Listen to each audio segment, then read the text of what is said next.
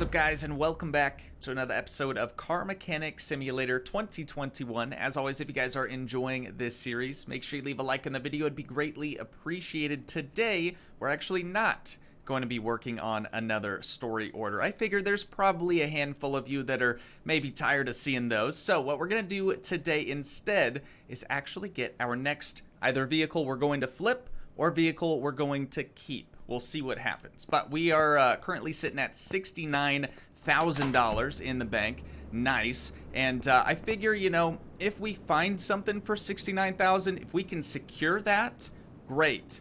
But then if we, you know, need more money in order to fix that vehicle up, I think we can probably sell this. I don't want to. Obviously, there was a lot of work that went into this. It was our first vehicle that we successfully engine swapped.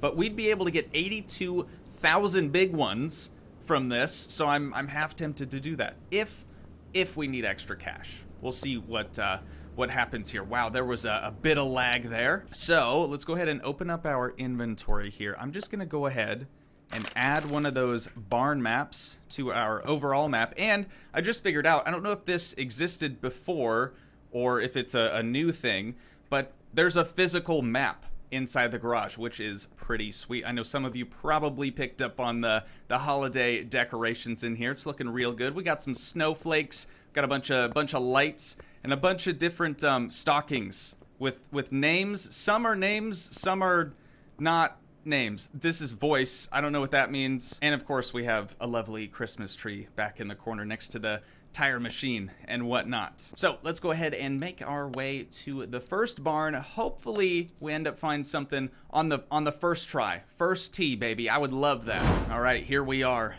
Just spawned in. Oh my God, what is this? I love to try to guess at what a vehicle is before we sort of cheat and check it out. I really have no idea though. It's obviously a supercar. Or a very, very, very fast car of some sort. I don't know what it's supposed to be. Oh, Lamborghini Diablo. All right, 1991. Little before my time. But that is a sick whip. A absolutely sick whip. Got a V12 in it. Buy price is $48,000. We could probably do this. Oh, estimated car value once it's upgraded? I don't understand how that works. $59,000. Interesting, interesting, interesting. Okay. I want to see what else we got in this barn, but that is a definite contender for something we could take home. Let's see what else. Is this a Volvo? It's like a Volvo SUV. Front end kind of looks like a Tiguan, almost Volkswagen-esque. What is it? A Dacia? I've never even... Have I heard of that brand? Am I even saying it correctly is the better question. Dacia. I'm going to go with that. Duster. Never heard of it. Asking 18.4 for that vehicle. 18.4 OBO. Let's continue on, see what else we got in here. Surely there's going to be more than just two vehicles. I feel like this barn is pretty large. Let's go around the other direction. Just to the right of the Diablo. Okay, nothing over there, but I do see another car behind the pallet walls. Here we go. What is this beast? I love these little windows they have in the tops.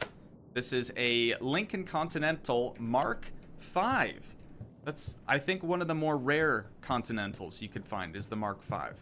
So, ladies and gents, I think this one's pretty obvious. We're going to go with the Diablo. How could we leave this barn without the Diablo? We have enough money for it. We might as well, right? Might as well. Oh, should we examine it quickly? Not that it matters. I guess we can examine it when we get back to the garage. Got 142,000 miles on it. I don't think that matters. I don't think that matters at all, dude. Here we go. 48,000 big ones. There she is. All right, yeah, we're going to bring this to the garage, of course, and we're going to get going on it, dude. Let's head back there. As expected, we are probably going to have to sell this if we want to be able to put anything, any sort of money into the Diablo now. We have 20,000 that might get us a decent ways. Who knows? Who knows? We won't sell it until we absolutely need to. But for now, let's go ahead and move this vehicle over to the car wash. We can get all the dust off her, see what we're actually working with here. Okay, interior and exterior cleaned up better than I thought they would, for sure. I'm noticing, I think the body is in pretty rough condition, I would say. Over here, you got like bacon side skirt. I don't even know what's going on. I have no idea what's going on with this thing, but it has seen better days for sure. The body is probably the worst of it. I guess now's probably not the worst time to start just going through and examining everything. A few moments later. Okay, now that we've taken the time to go through and examine everything that we possibly can, let's take a look at the car status. So we have, well, you guys won't be able to see this that well, a frame condition of 34%. Interior is actually the best at 83%. Body 71%, and then a global parts condition of 31%. So we actually are going to be doing quite a bit to this vehicle. I was originally going to start with the exterior because I was kind of hoping that the underneath, the undercarriage would be pretty solid. That's obviously not the case. So rather than sending it off to paint immediately and essentially polishing a turd, I do think we should probably address the engine and actually get this thing moving again. So we're going to move this over to car lifter A, and we're going to get cracking with it, dude. Get after it. I'm excited. I'm real excited. I've honestly never really looked into Lamborghini much. I don't know much about supercars really at all, so this might be a little interesting. Definitely something new for us. Let's first take a look at this engine. So this is a V12, is that right? A V12 dual overhead cam MRN is what is inside of this, making 456 horsepower and 402 foot-pounds of torque. There aren't any swap options for this vehicle, so we will be sticking with this engine, but honestly, not a problem. Not a problem. Close to 500 horse puppies in this will be plenty. Let's actually get out our tools and we'll see if we can do anything. Okay, engine needs to be complete to perform this action. Let's see what all we're missing. Obviously, all the reservoirs. We're missing a battery, which is pretty important. Few exhaust pieces down here. We do have an oil filter in there, so that's nice. ABS module. What else are we missing? Starter. That would also be important. Both fuel pumps. Typical with the barn finds, the junkyard cars. They're all missing their fuel pumps for whatever reason. Looks like we don't have a booster up in the front, so we're probably going to need one of those. We don't even have an ECU for the car. We don't even have the brains, the main source of really everything for the vehicle. We don't even have one of those. So yeah, we got quite a bit to do. I think what I actually want to do for this vehicle is go around and just get everything that it's obviously missing, and we'll see if we can turn it over, take it to the test path, take it around, see what we can do from it from that point on. But I feel like that's probably the best game plan. So I will see you guys here in just a few minutes.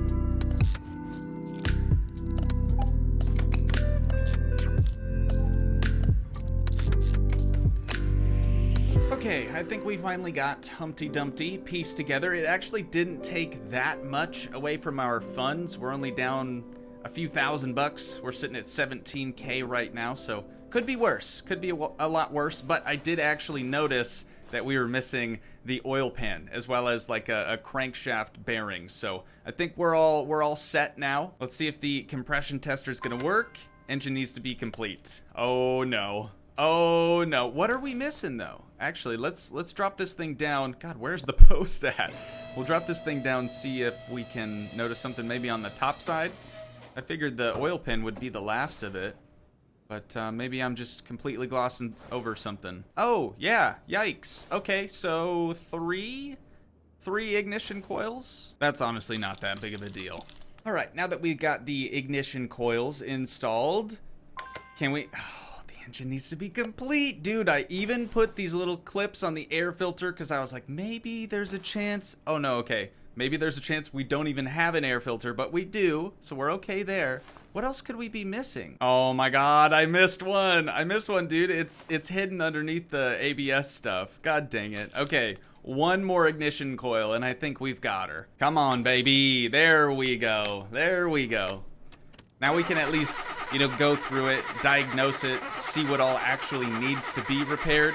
Granted, by the look of things, I'd say everything needs replaced, but you don't know until you look, until you start digging. All right, bottom end has seen better days, 13%, piston with Conrod being the lowest right there. Could be worse. Could be worse. Pleasantly surprised by that. Let's go into the next one, the fuel pressure tester. There's both of the new fuel pumps, and then of course we have the fuel rail and the fuel filter. We kind of expected that based on what they look like here. But now we'll just go through and do the multimeter, the tread depth tester, and then also the OBD scanner. Actually, can we use... Okay, wait, what year is this? 91? So this would be OBD1 then. I think OBD2 came out like late 96 model year, maybe. Maybe I'm wrong on that. Feel free to correct me if I am. But you can see a few of our new ignition coils in here. Our brand new ECU, of course. Can't forget that. Lowest one here, again, is 13%. And that's just another ignition coil somewhere else. Tires could probably use... changed, I will admit. Those are looking pretty bad, and it looks like there's quite a few more electrical issues that we should probably iron out. But now that we've gone through all of the diag tools, I would like to move this vehicle over to the test path so we can kind of, take a closer look at the suspension of it, see how it's gonna perform out on the track. So I think we'll do test path first, and then we'll take it out to the test track. The engine can't be started. Just because it's this crappy, you're telling me it can't turn over? Really? I would have never guessed. I suppose the main problem here could be because we have no other fluids other than oil. But I guess now that we know we're not going to be using the test path or even taking it to the test track right now, I think what we're going to do next is actually just move it straight into the paint shop. We're going to take all the body panels off in the paint shop just to make it that much easier, and we'll just go through and replace everything that we possibly can. Actually, you know what would make more sense? Because we're gonna need the welder anyways, right? We should probably just do this at the car lifter, just so we can still have access to the welder once we get all the other panels off. So I scrapped every other part except for the doors. That is literally all we were able to salvage, which is okay. I mean, all the glass and everything we were able to scrap and turn that into scrap points, so kind of worked out. Even like headlights, taillights, stuff like that we were able to just scrap. Stuff you can't actually repair.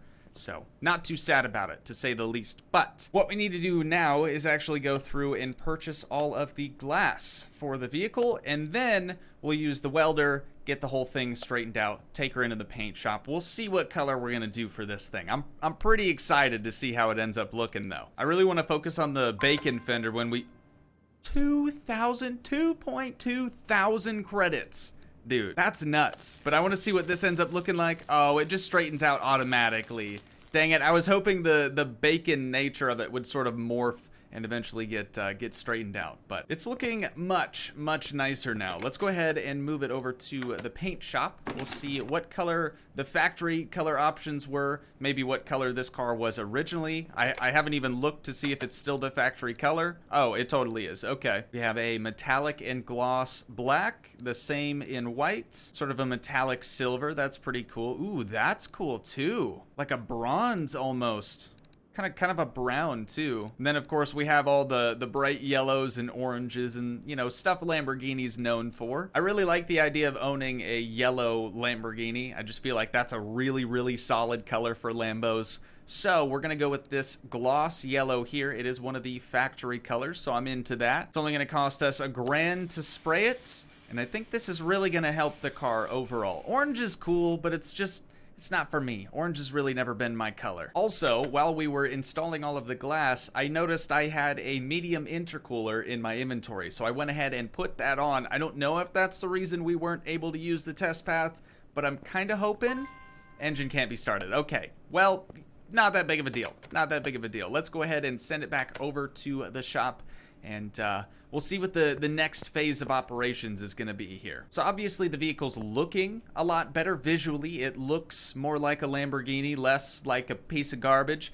But I think rather than doing the engine work on this, it being a V12 and mounted in the rear of the vehicle, just makes it hard to work on. So what I want to do instead is actually take off these rear wheels, disconnect the transmission, and then we should be able to just yoink out that V12, take it into the engine building room, and we'll kind of go from there, I think. That's probably the best game plan, right? I know I say that all the time, but...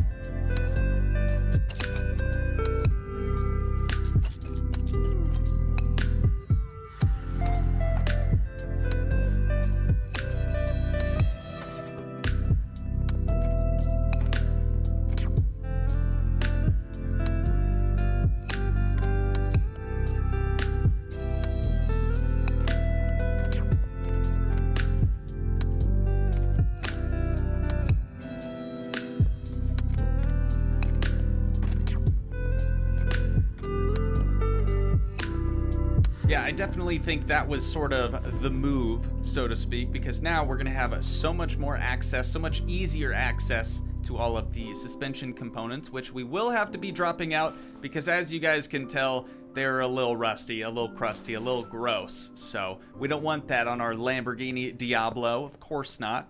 That would be just silly, just absolutely bananas. But over here we now have the V12 on the engine stand. I'm really excited to go through this. I would love to hopefully add a bunch of performance parts to the engine to really soup it up, make it something super, super fast, super quick.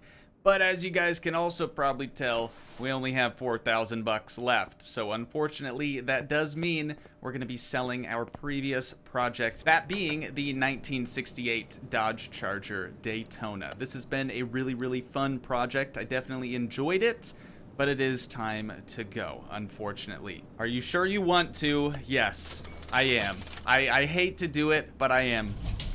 So now we have 86,000 buckaroonies, which... hopefully in the next episode we'll be able to use all of that in order to, you know, dump it all into this thing and make it pretty freaking sick. Oh, we got an achievement. Car flipper.